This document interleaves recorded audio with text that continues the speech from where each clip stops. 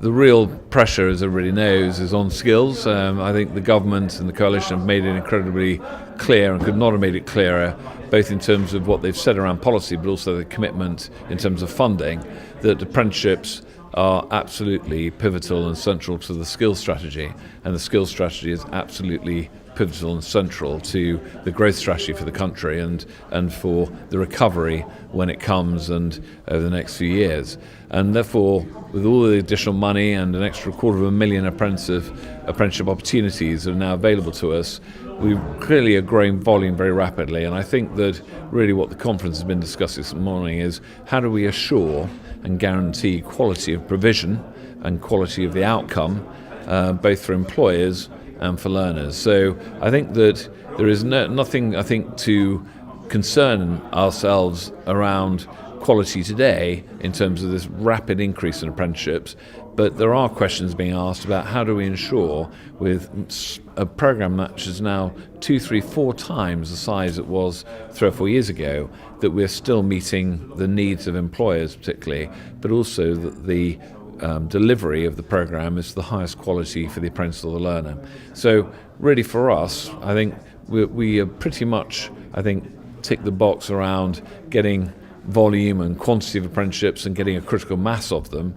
The next real phase for us is, are they actually achieving the outcomes and value for money in terms of the taxpayer around social outcomes, which are very important in the apprenticeship program, but also the economic outcomes. On quality, there's been a lot of talk recently over efficiency indicators. Do you have any thoughts on how the sector could measure its own efficiency?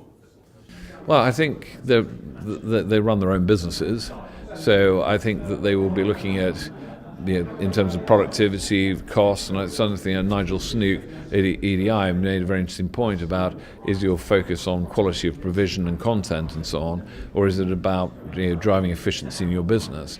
And I think that efficiency and quality can actually sit very comfortably with each other. So I think that understanding your employer's needs in your local market, how do you measure that and actually gain that in terms of, therefore, are you being efficient in terms of producing apprenticeship frameworks and apprentices that meet the needs of your local community and employers in your local community?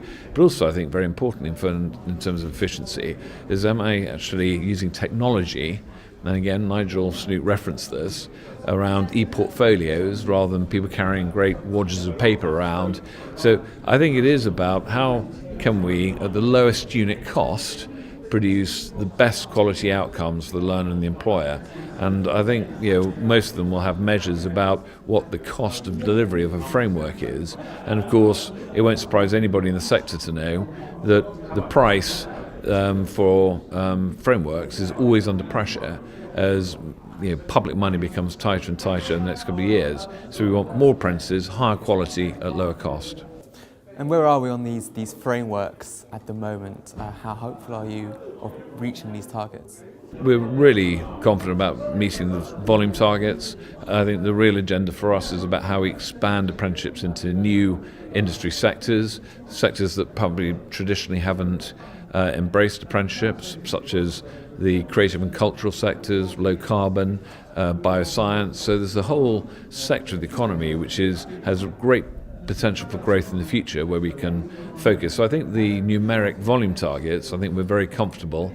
I think we're reaching a critical mass now of apprenticeships with the sheer number. So many thousands of people starting them that the word is beginning to spread out that actually this is a really good thing to do.